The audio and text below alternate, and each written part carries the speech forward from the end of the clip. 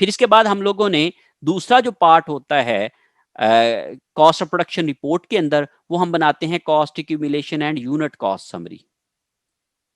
उसके लिए हम लोग जो फॉर्मेट यूज करते हैं वो वही वाला है, सेम, लेकिन उसमें एक चेंज है सिर्फ। वो चेंज क्या है कि हम वेटेड एवरेज मेथड के अंदर यहां पे हम लोग हर एक कॉस्ट एलिमेंट का कॉस्ट ब्रेकअप देते थे, लेकिन इसमें हम लोगों ने ये ब्रेकअप नहीं देना। ये एक फर्क है। एक डिफरेंस जो है वो यहां पे ये होता है कि हम लोगों ने first in first out method में ये जो opening work in process inventory है उसके इक्विवेलेंट यूनिट अलहदा से मेंशन करते हैं, जो कि हम एवरेज मेथड में नहीं करते। अगर हम एवरेज मेथड कर रहे होते तो हम लोग यहाँ पे कंप्लीटली 10,000 लिखते और इनको यहाँ पे इग्नोर कर देते, यहाँ पे सिर्फ सिंपली 10,000 हर एक में कंप्लीटेड में लिख लेते। लेकिन यहाँ पे हम लोगों ने बिगिनिंग इन्वेंट्री को अलहदा से कर दिया है और कंप्लीटेड दिस पीरियड यूनिट्स अलहदा कर दिए हैं। तो इस लिहाज से हम लोगों ने यहाँ पे एक फर्क किया है। दूसरा जो डिफरेंस होता है हमारी कैलकुलेशंस के अंदर सीपीआर के अंदर फाइफो मेथड के तहत, वो ये होता है कि हम लोग कॉस्ट का ब्रेकअप नहीं देते हैं बल्कि टोटल कॉस्ट में सिर्फ लिखते हैं। ब्रेकअप को हम लोग यहाँ पे यूज नहीं करते हैं, लेकिन एवरेज मेथड में हम लोग यहाँ पे ब्रेकअप यूज करते हैं और पिछले पीरियड वाली कॉस्ट और इस पीरियड वाली कॉस्ट को मिला के टोटल कॉस्ट बनाते हैं और उसको फिर हम लोग टोटल यूनिट्स के ऊपर डिवाइड करते हैं, पिछले पीरियड वाले और इस पीरियड वाले इकट्ठे करके। तो इस लिहाज से हम लोग एवरेज मेथड में वो करते हैं जिसमें हम लोग पिछले पीरियड की भी कॉस्ट लेते हैं और इस पीरियड वाले भी। लेकिन फाइफो मेथड में हम पिछले पीरियड वाले यूनिट्स की कॉस्ट अलहदा रखते हैं और इस पीरियड वाले यूनिट्स की कॉस्ट अलहदा रखते हैं। दैट्स वाई हम लोगों ने यहाँ पे इस टेबल को बनाते हुए उनकी जो इंडिविजुअल कंपोनेंट्स की कॉस्ट थी वो हमने नहीं लिखी है और सिर्फ हमने टोटल कॉस्ट के अंदर उसकी कॉस्ट को लिख दिया है। फिर हमने दूसरा ये है कि यूनिट रिसीव्ड दिस पीरियड, इस पीरियड में हमने जो 12,000 यूनिट रिसीव किए और जो जो हम लोगों ने कॉस्ट इस पीरियड के अंदर चार्ज की है डिपार्टमेंट में वो हम लोगों ने यहां पे लिख दी। हमने डिपार्टमेंट ए से इस दफा कॉस्ट चार्ज की है 51,000 की। हमने 12,000 यूनिट रिसीव किए और 12,000 यूनिट्स को हम लोगों ने जो है वो 4.25 से मल्टीप्लाई किया तो हमारे पास 51,000 की कॉस्ट आ गई। ये हम लोगों ने उस तरीके से ले ली और ये हमें गिवन है हमारे डाटा के अंदर, हमारी क्वेश्चन की इंफॉर्मेशन के अंदर। फिर उसके बाद मटेरियल हमने कितना ऐड किया है ए और बी, ये भी हमें हमारे क्वेश्चन के अंदर गिवन है। फिर हमने डायरेक्ट लेबर कितनी चार्ज की है और एफओएच कितने चार्ज किए हैं, ये भी हमारी क्वेश्चन के अंदर मौजूद है। यह हमने क्वेश्चन से ये सारी इंफॉर्मेशन यहाँ पे कॉपी कर ली है, हमने यहाँ पे नोट डाउन कर ली है। अब चूंकि पहले कोई आइटम नहीं है तो टोटल भी इन सब का सेम ही आएगा जो कि हम लोगों ने ऊपर लिखा है। तो that is the total cost और इन दोनों का जब हमने टोटल किया तो 1,69,085 की हमारे पास फिगर आ गई। ये हमने टोटल कॉस्ट को अकाउंट फॉर करना है। और आप जरा गौर करें कि ये वाला जो पोर्शन है हमारा कॉस्ट एक्यूमुलेशन समरी वाला, ये बेसिकली हमारी जो क्वांटिटी स्केड्यूल का पहला पोर्शन है, ये उसकी रिफ्लेक्शन है। वहां पे हम लोग beginning work in process units लिखते थे, यहां पे हम लोगों ने बिगिनिंग यूनिट्स की कॉस्ट लिखी है। लेकिन कॉस्ट में हमने फाइफो मेथड में लगाते हुए सिर्फ टोटल कॉस्ट में लिखना है, हमने इंडिविजुअल कॉस्ट एलिमेंट्स के अंदर ब्रेकअप के तौर पे ब्रेकअप करके नहीं लिखना है। फिर उसके बाद हमारे पास कॉस्ट रिसीव्ड दिस पीरियड की कॉस्ट थी, तो इस पीरियड में हम लोगों ने जो रिसीव्ड की हैं उनके ऊपर जो हम लोगों ने इस पीरियड में कॉस्ट लगाई है वो हम लोगों ने यहाँ पे लिख दिया और ये इंफॉर्मेशन हमें हमारी जो है वो बेसिक क्वेश्चन की इंफॉर्मेशन में से मिल जाएगी। तो ये बेसिकली जो है ये वाला पार्ट जो है ये इस पोर्शन का रेप्लीकेशन है, ये इस पोर्शन की जो है रिफ्लेक्शन है। फिर उसके बाद हम लोग इन दोनों को ऐड करेंगे 51,000, इसका चूंकि एक ही आइटम्स है इसलिए इनका टोटल भी वही आएगा। फिर हमने इक्विवेलेंट यूनिट जो हमने पहले टेबल में कैलकुलेट किए थे उनको हम लोगों ने यहाँ पे ले लिया, 11,500, 11,500, 10,000, 10,775, 10,775। फिर हम लोगों ने जब टोटल यूनिट्स को टोटल कॉस्ट को जब हम लोग टोटल यूनिट्स के ऊपर डिवाइड किया तो हमारे पास पर इक्विवेलेंट यूनिट कॉस्ट आ गई। हमारे पास कॉस्ट ऑफ डिपार्टमेंट ए पर इक्विवेलेंट यूनिट आ गई 4.4348। अब आप जरा गौर करें, जब हम लोगों ने ये वाली कॉस्ट ये यूनिट रिसीव किए थे पिछले डिपार्टमेंट से तो हमारे पास कॉस्ट आ रही थी 4.25, लेकिन यहां पे हमारे पास एवरेज कॉस्ट आ रही है 4.43। अब ये कॉस्ट क्यों बढ़ गई है? ये इसलिए बढ़ गई है क्योंकि हमारे पास ये पहले 51,000 की कॉस्ट थी वो 12,000 यूनिट के ऊपर डिवाइड हो रही थी, लेकिन चूंकि 500 यूनिट तो हमने लॉस कर दिए हैं जो कि नॉर्मल लॉस है, तो हमने कहा ये उनकी जो कॉस्ट है वो बाकी यूनिट्स के ऊपर डिवाइड कर दो। तो बाकी जो यूनिट्स बच रहे हैं जो कि अब नॉर्मल लॉस हैं और बाकी जो गुड प्रोडक्शन है वो 11,500 है। हमने सिर्फ यहां पे नॉर्मल लॉस को एडजस्ट किया है, एबनॉर्मल लॉस एडजस्ट नहीं होगा। एबनॉर्मल लॉस हम अलहदा से सेग्रीगेट करेंगे, अलहदा से उसको कैलकुलेट करेंगे, अलहदा से उसको जो है वो शो करेंगे। इसलिए हम लोगों ने यहां पे सिर्फ नॉर्मल लॉस की फिगर को ही डिडक्ट किया है। इसलिए 11,000 को जब 51,000 को जब आप 11,500 पे डिवाइड करते हैं तो आपकी पर यूनिट कॉस्ट इंक्रीज कर जाती है, क्योंकि पहले आपका डिनोमिनेटर जो था या जो डिवाइडर था वो 12,000 था। अब आपके पास जो डिवाइडर है वो 11,500 है। अब ये जो 500 की कॉस्ट है वो पर यूनिट जो आती है वो आपको यहां पे कैलकुलेट करके बताता हूं, is equal to 500 multiply by 4.25। ये बेसिकली 2125 का लॉस है। अब ये जो लॉस है ये बाकी बच जाने वाले यूनिट्स के ऊपर डिवाइड हो रहा है, that is this divided by 11,500। जब हम लोग इसको 11,500 पे डिवाइड करते हैं तो ये हमारे पास बेटे 1.0.84784783 आ गया। अब जब मैं इस लॉस में जो है वो ओरिजिनल कॉस्ट को ऐड करूंगा 4.25 को, तो आप जरा गौर करें 4.434783 आ गया जो कि इसके बराबर है। इट मींस ये वाली जो कॉस्ट आ रही है ये ऑटोमेटिकली लॉस को एडजस्ट कर रही है। तो इसलिए ये इस मेथड के तहत जब आप अपने क्वेश्चन को करेंगे तो ऑटोमेटिकली लॉस जो है वो आपका वो पर यूनिट कॉस्ट के अंदर एडजस्ट हो जाएगा और आपको अलहदा से लॉस की एडजस्टमेंट करने की जरूरत नहीं पड़ेगी। तो इसलिए मैं आपको ये वाला मेथड प्रेफर करता हूं कि आप लोग जब इस मेथड के तहत करेंगे तो आपकी लॉस की एडजस्टमेंट जो है वो ऑटोमेटिकली एडजस्ट हो जाएगी, वो आपको दोबारा से करने की जरूरत नहीं पड़ेगी। इसी लिहाज से मैंने बाकी सब की भी कॉस्ट की कैलकुलेशन कर ली। जैसे 13,370 को डिवाइड किया 11,500 के साथ तो ये मेरे पास आ गया 1.1626। ये कॉस्ट आ गई मटेरियल की ए की पर इक्विवेलेंट यूनिट, ये कॉस्ट आ गई मटेरियल बी की पर इक्विवेलेंट यूनिट, ये कॉस्ट आ गई डायरेक्ट लेबर की पर इक्विवेलेंट यूनिट और ये कॉस्ट आ गई एफओएच की पर इक्विवेलेंट यूनिट। और ये कैसे कैलकुलेट हुई है? Total cost divided by total equivalent units. तो इस तरीके से मैंने ये तमाम कॉस्ट कैलकुलेट कर ली और जब मैंने इन सब को टोटल किया तो ये मेरे पास टोटल कॉस्ट पर इक्विवेलेंट यूनिट आ गई ऑफ कंप्लीटेड यूनिट। एक यूनिट जो मैंने कंप्लीट किया है in the month of February in department B तो उसकी कॉस्ट आ रही है 13.8947। ये मेरे पास बेसिकली कंप्लीटेड यूनिट की कॉस्ट है। तो in this way I can have cost accumulation and unit cost summary जो कि मुझे पर यूनिट कॉस्ट कैलकुलेट करके जो है वो उसका रिजल्ट दे देती है। फिर तीसरी स्टेज के ऊपर हम लोग कॉस्ट रिकॉन्सिलिएशन समरी बनाते हैं। कॉस्ट रिकॉन्सिलिएशन समरी बनाने के लिए आप जरा गौर करें कि आपका जो इक्विवेलेंट कैलकुलेशन वाला टेबल है वही सेम यूज हो जाएगा। ये मेथड मैं इसलिए आपको इक्विवेलेंट यूनिट कैलकुलेशन का करवा रहा हूं और डायरेक्ट मेथड इसलिए नहीं करा रहा कि आपका ये वाला जो मेथड है ये बेसिकली आपकी जो कॉस्ट रिकॉन्सिलिएशन समरी बनाने के लिए इस्तेमाल हो जाएगा। तो इसलिए जब हम लोगों ने इस कॉस्ट रिकॉन्सिलिएशन समरी बनाने के लिए हमने सबसे पहले कॉस्ट ऑफ कंप्लीटेड यूनिट्स की बनानी है। तो कंप्लीटेड यूनिट्स हमारे पास दो लॉट्स में आ रहे हैं जैसे हम लोगों ने अपनी इस समरी के अंदर लिखा हुआ है इक्विवेलेंट यूनिट्स के अंदर।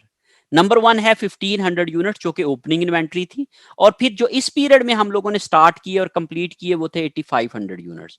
तो हम इन दोनों की कॉस्ट को अलग-अलग से कैलकुलेट करेंगे first in first out method के तहत। तो मैंने सबसे पहले 1500 यूनिट्स की कॉस्ट को कैलकुलेट करने के लिए ये देखा कि इनके पास पिछले पीरियड से जो लगी हुई कॉस्ट थी जिसमें मटेरियल था, लेबर थे, एफओएच थे, प्रीवियस डिपार्टमेंट की कॉस्ट थी या फिर मटेरियल बी की कॉस्ट थी, वो सारी की सारी मैंने ये 15,660 में इंक्लूड की हुई थी। और ये वाली फिगर मैं कहां से लेके आऊंगा? मेरे पास ये गिवन है मेरे क्वेश्चन के अंदर और ये मैंने इस टेबल के अंदर 15,660 यहां पे लिखा हुआ है। तो यही वाली सेम फिगर जो है वो मैं यहां पे ले लूंगा। इसका मतलब ये हुआ कि ये वो जो बिगिनिंग इन्वेंट्री थी उसके ऊपर ऑलरेडी जो कॉस्ट लग के आई हुई थी वो 15,660 थी, जो कि मैंने उसी तरीके से यहां पे कॉपी कर ली। फिर इसके बाद मैंने इस पीरियड के अंदर इन 1500 यूनिट्स के ऊपर मजीद कौन कौन सी कॉस्ट ऐड की है।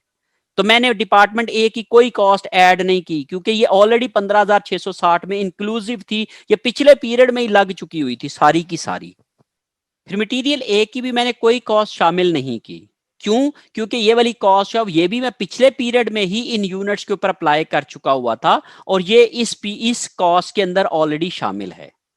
फिर मैंने मटेरियल बी, चूंकि पिछले पीरियड में इन यूनिट्स के ऊपर कुछ भी नहीं लगाया था, तो इसलिए मैंने 100% इनके ऊपर लगाया। और ये वाले जो इक्विवेलेंट यूनिट मैंने कैलकुलेट किए थे अपने इक्विवेलेंट यूनिट टेबल के अंदर, इन्हीं को ही मैं यूज करके इनकी कॉस्ट जो है वो इस डिपार्टमेंट के अंदर इस पीरियड के अंदर कैलकुलेट करके चार्ज कर दूंगा।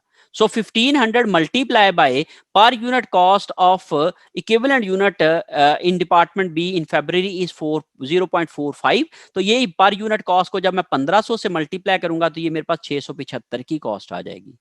फिर उसके बाद मैंने इक्विवेलेंट यूनिट ले लिए इसके, दैट इज 375, जो कि मैंने यहां पे कैलकुलेट किए हैं। इसको मैंने मल्टीप्लाई किया 3.4877 कॉस्ट ऑफ डायरेक्ट लेबर पर इक्विवेलेंट यूनिट के साथ, तो मेरे पास आ गया 1308। फिर उसके बाद मैंने 375 जो इक्विवेलेंट यूनिट थे एफओएच के लिहाज से, इनको मैंने मल्टीप्लाई किया 4.3596 कॉस्ट पर इक्विवेलेंट यूनिट के साथ, तो मेरे पास 1635 आ गया। जब मैंने इन तमाम लोग चीजों को ऐड किया तो ये मेरे पास टोटल कॉस्ट आ गई 19,278। ये बेसिकली क्या बता रही है फिगर कि ये वाली जो 1500 बिगनिंग इन्वेंट्री के यूनिट्स थे उनमें 15,660 की वो कॉस्ट थी जो पिछले पीरियड में लगी और मैंने कंटिन्यू की।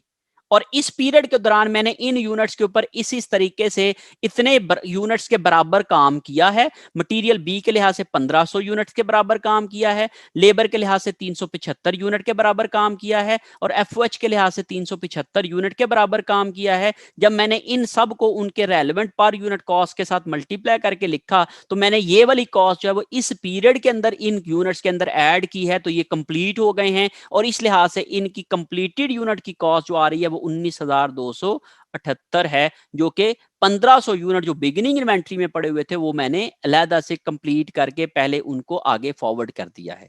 इट मींस कि ये मैं फाइफो मेथड के अंदर इन यूनिट्स की कॉस्ट को अलहदा से सेग्रीगेट करके कैलकुलेट करूंगा और शो करूंगा और अपनी कैलकुलेशन में लेके आऊंगा।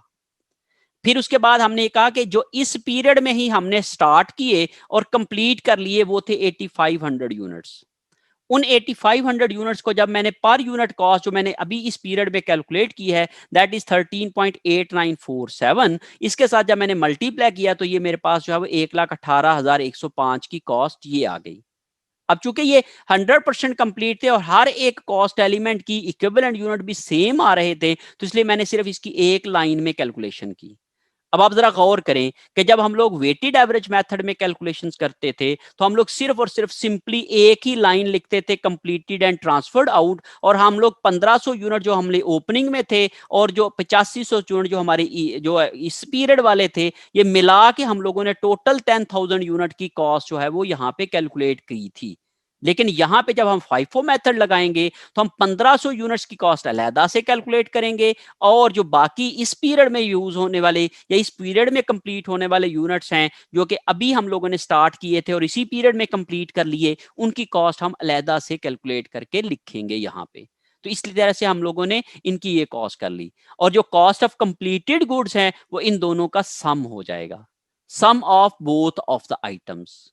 तो ये बेसिकली कंप्लीटेड है, ये पहले कंप्लीट होके चली गई हैं और ये बाद में कंप्लीट हुई हैं। तो ये बेसिकली फाइफो की लॉजिक है। फाइफो की लॉजिक ये कहती है कि जो पहले यूनिट आए थे पहले वो कंप्लीट होंगे, उनकी कॉस्ट अलहदा से कैलकुलेट होगी और उनको हम लोग आगे फॉरवर्ड कर देंगे। फिर उसके बाद इस पीरियड वाले यूनिट जो हैं वो आए हैं उनको हम लोग कंप्लीट करेंगे, फिर उनकी कॉस्ट अलहदा से रिपोर्ट करेंगे। तो इस लिहाज से अब जरा दूसरी तरफ पे देखें, हमने ये कहा कि इस दफा जो यूनिट जो हमारे बिगनिंग इन्वेंट्री वाले यूनिट्स थे वो 1500, वो हम लोगों ने जो कंप्लीट किए तो उनके ऊपर टोटल कॉस्ट बनती थी 19,278 और ये 1500 यूनिट्स की कॉस्ट थी। जब हम लोगों ने 19,278 को 1500 पे डिवाइड किया तो ये आ जाएगा 12.85। इट मीन ये 12.85 पर यूनिट कॉस्ट आ रही है। लेकिन इस पीरियड में जो हम लोगों ने कॉस्ट कैलकुलेट की है पर यूनिट, वो दैट इज 13.89। तो फाइफो मेथड बेसिकली क्या करता है, जो पहले यूनिट थे उनकी कॉस्ट अलहदा से कैलकुलेट करता है, अलहदा कैलकुलेट करता है, और जो इस दफा वाले यूनिट थे उनकी कॉस्ट अलहदा से कैलकुलेट होती है। इसीलिए हम लोग इसको एक्यूरेट मेथड कहते हैं। इसीलिए हम लोग ये कहते हैं कि पिछले पीरियड वाले यूनिट्स की कॉस्ट हम इस पीरियड वाले यूनिट्स के साथ मर्ज नहीं करते हैं, उनको हम अलहदा से कैलकुलेट करते हैं और इस पीरियड वाले यूनिट्स की कॉस्ट को अलहदा से कैलकुलेट करते हैं। और जो कॉस्ट एक्यूरेसी होती है वो ज्यादा बेहतर होती है as compared to weighted average method. हम वेटेड एवरेज मेथड में जो कम कॉस्ट वाले यूनिट्स और ज्यादा कॉस्ट वाले यूनिट्स को मर्ज करके एक एवरेज कॉस्ट निकाल लेते हैं। है तो वो आसान, लेकिन एक्यूरेट नहीं है। एक्यूरेसी में फाइफो मेथड ज्यादा बेहतर है। इसलिए हम लोग फाइफो मेथड में कॉस्ट को, जो ओपनिंग इन्वेंट्री वाली कॉस्ट है वो अलहदा से कैलकुलेट होती है। और आप जरा गौर करें, यहां पे उनकी पर यूनिट कॉस्ट 12.85 आ रही है, लेकिन जो इस पीरियड में हम लोगों ने यूनिट कंप्लीट किए हैं उनकी पर यूनिट कॉस्ट 13.89 आती है। सो इस तरीके से हमारी पर यूनिट कॉस्ट में भी फर्क हो सकता है जब हम लोग फाइफो मेथड लगाते हैं। जो कंप्लीटेड यूनिट्स होते हैं उनकी पर यूनिट कॉस्ट फर्क हो सकती है। जो प्रीवियसली पीरियड वाले यूनिट्स हैं उनकी कॉस्ट डिफरेंट हो सकती है, जो इस पीरियड वाले यूनिट्स हैं उनकी कॉस्ट डिफरेंट हो सकती है। फिर उसके बाद हम लोग ending work in process inventory की कैलकुलेशन करते हैं।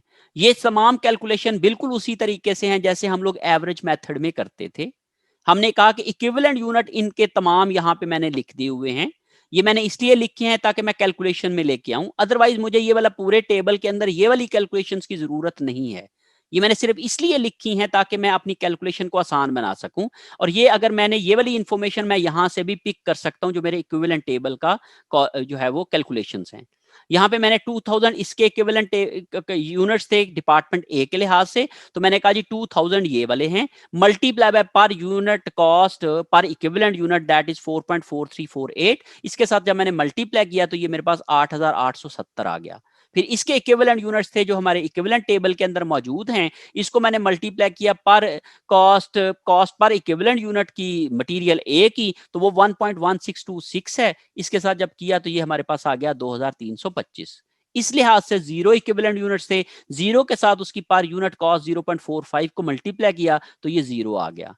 फिर इसके बाद ये इक्विवेलेंट यूनिट थे 1000, 1000 को मैंने मल्टीप्लाई किया 3.4877 के साथ डायरेक्ट लेबर पर इक्विवेलेंट यूनिट की फिगर के साथ, तो ये मेरे पास आ गया 3488। और इसी तरीके से मैंने जब 1000 यूनिट जो इक्विवेलेंट यूनिट थे एफओएच के लिहाज से जो कि मेरे इस टेबल में मौजूद हैं, इसको मैंने मल्टीप्लाई किया अपनी जो एफओएच कॉस्ट पर इक्विवेलेंट यूनिट 4.3596 के साथ, तो ये मेरे पास आ गया 4360। जब इन तमाम फिगर्स को मैंने टोटल किया तो ये मेरे पास total cost of ending work in process inventory आ गया। इस लिहाज से मैं इन तमाम को कैलकुलेट कर सकता हूं। फिर इसके बाद मैंने एबनॉर्मल लॉस की कैलकुलेशन कर ली। एबनॉर्मल लॉस की कैलकुलेशन भी, अब आप जरा गौर करें कि यहां पे जितने भी मैंने हेडिंग्स दी हुई हैं इन तमाम की मैं कैलकुलेशन करूंगा मासवाए नॉर्मल लॉस के। मैं नॉर्मल लॉस इसलिए नहीं कैलकुलेट कर रहा हूं क्योंकि ये सब जगह पे जीरो जीरो है, तो इसलिए इसकी भी अलहदा से अगर करूंगा तो जीरो हो जाएगा। लेकिन अगर इसके भी इक्विवेलेंट यूनिट आगे होंगे तो मैं इनकी भी फिर इसी तरीके से नीचे कैलकुलेशन शो करूंगा अपनी रिकॉन्सिलेशन समरी के अंदर। तो इसलिए आप उस टेबल को रिफ्लेक्ट करके आप क्या कर सकते हैं, अपनी कॉस्ट रिकॉन्सिलिएशन समरी बना सकते हैं। तो एबनॉर्मल लॉस के अंदर जो जो मैंने यूनिट्स लगाए और हर एक के इक्विवेलेंट यूनिट्स मैंने आगे लिख दिए, तो 1000 मल्टीप्लाई बाय कॉस्ट पर इक्विवेलेंट यूनिट दैट इज 4.4348, इसको किया तो ये मेरे पास 4435 आ गया। इसी तरीके से 1000 मल्टीप्लाई बाय 1.61626 जो है वो जो उसकी कॉस्ट ऑफ मटेरियल ए पर इक्विवेलेंट यूनिट है, इसके साथ किया तो ये आ गया 1163। ये चूंकि जीरो है तो इसलिए ये भी आ गया zero.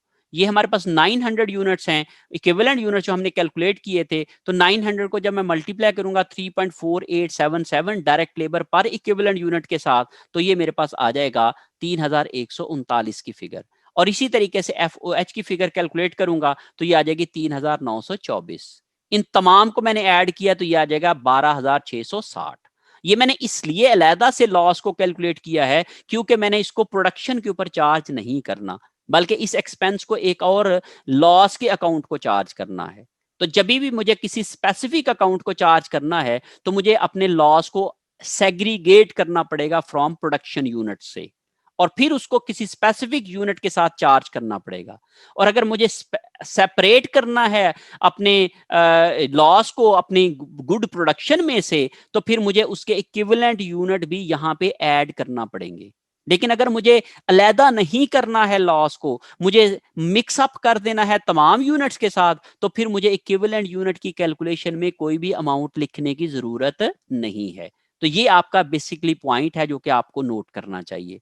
If you want to calculate loss separately, you have to report the loss separately, तो फिर आपको यहां पे इक्विवेलेंट यूनिट में इन कॉस्ट के इक्विवेलेंट यूनिट ऐड करना पड़ेंगे लॉस के। लेकिन अगर आपको उनको सेपरेट लॉस नहीं करना है तो फिर आपको यहां पे ऐड करने की जरूरत नहीं है।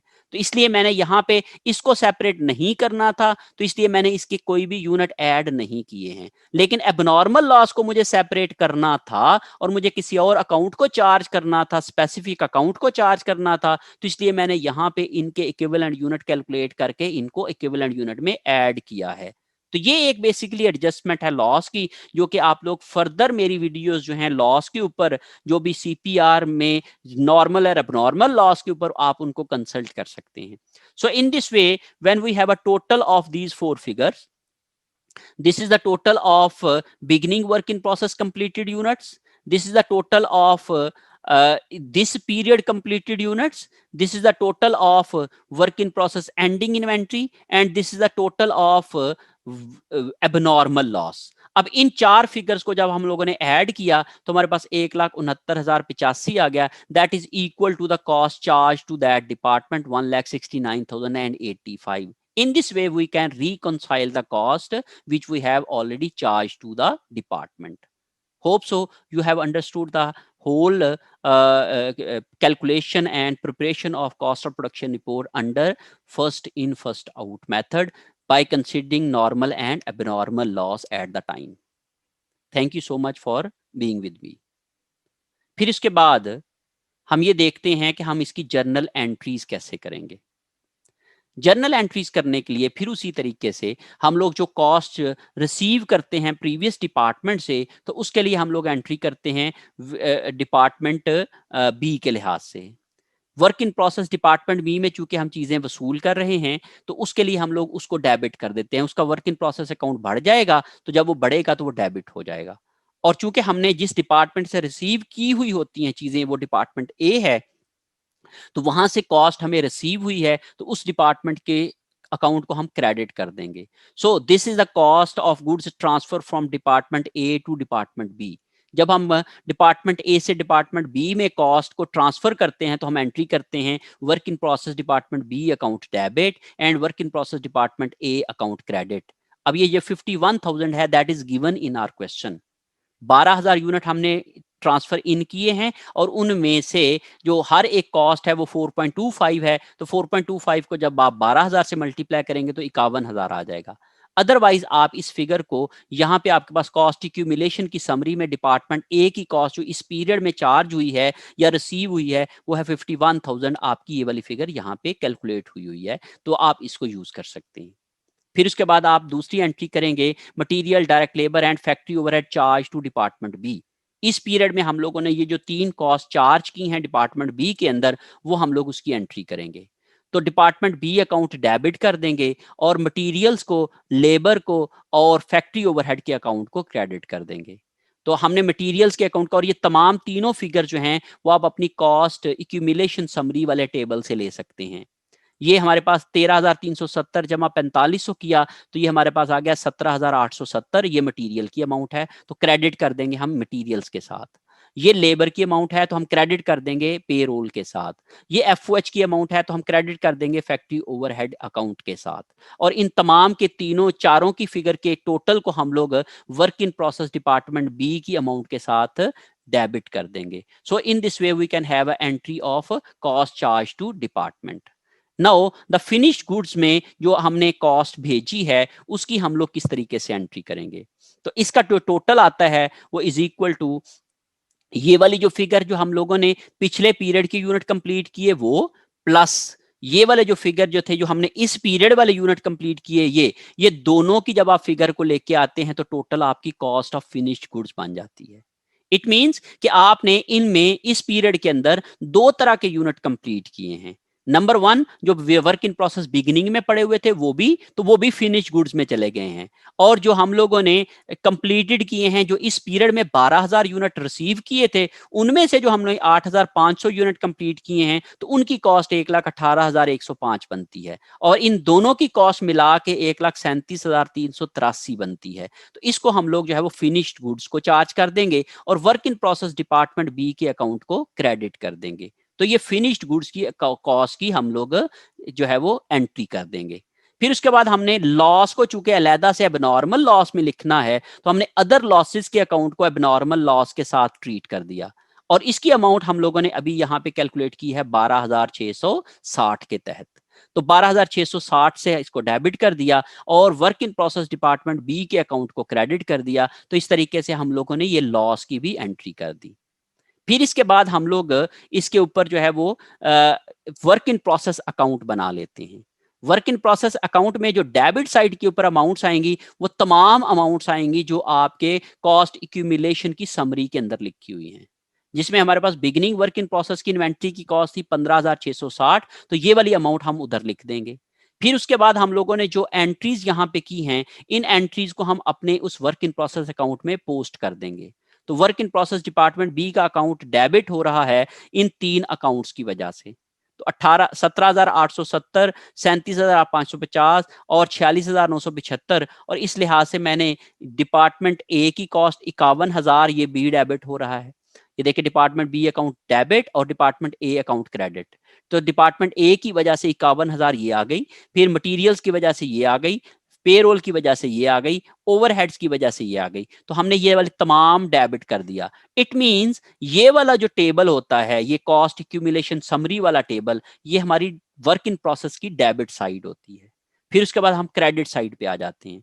तो क्रेडिट साइड में हम लोगों ने जो फिनिश्ड गुड्स की हैं और ट्रांसफर आउट की हैं, जो हमने ये वाली एंट्री की है, जब हम इसको पोस्ट करते हैं तो हम क्रेडिट साइड के ऊपर वर्क इन प्रोसेस बी को क्रेडिट कर रहे हैं। तो हमने क्रेडिट साइड पे लिख दिया फिनिश गुड्स के अकाउंट की वजह से। फिर हमने एबनॉर्मल लॉस की वजह से 12,660 की अमाउंट को ये वाला कर दिया। और जब हमने इसको बैलेंस किया तो हमारे पास जब 19,042 का बैलेंस आ गया, तो ये बराबर होना चाहिए 19,042 के इस वाली अमाउंट के साथ जो हमने यहाँ पे कैलकुलेट की हुई है। तो इस लिहाज से हम लोगों ने ये वाला जो अकाउंट जो है वो अपना कर लिया। तो याद रखें कि ये जो क्रेडिट साइड होती है, ये बेसिकली आपकी ये कॉस्ट रिकॉन्सिलिएशन समरी को शो कर रही होती है। ये बेसिकली आपकी कॉस्ट रिकॉन्सिलिएशन जो समरी है, ये आपकी वर्क इन प्रोसेस की क्रेडिट साइड होती है। और ये जो कॉस्ट एक्यूमुलेशन समरी है, ये आपकी basically debit side of work in process account होती है। होप सो कि आप लोग जो है वो एंट्रीज को समझ के होंगे, कॉस्ट ऑफ प्रोडक्शन रिपोर्ट को बनाना समझ के होंगे, और उन एंट्रीज को समझ होंगे, और इन एंट्रीज को यूज करके आप वर्क इन प्रोसेस के अकाउंट को आप कैसे बना सकते हैं, आप इसको समझ के होंगे। और आप इनको यूज करके अपने न्यूमेरिकल कैलकुलेशंस के लिए, आप अपने न्यूमेरिकल क्वेश्चंस को सॉल्व करने के लिए इसको जो है वो कंसल्ट कर सकते हैं, या फिर आप इसको यूज कर सकते हैं। Thank you so much. जी बेटे।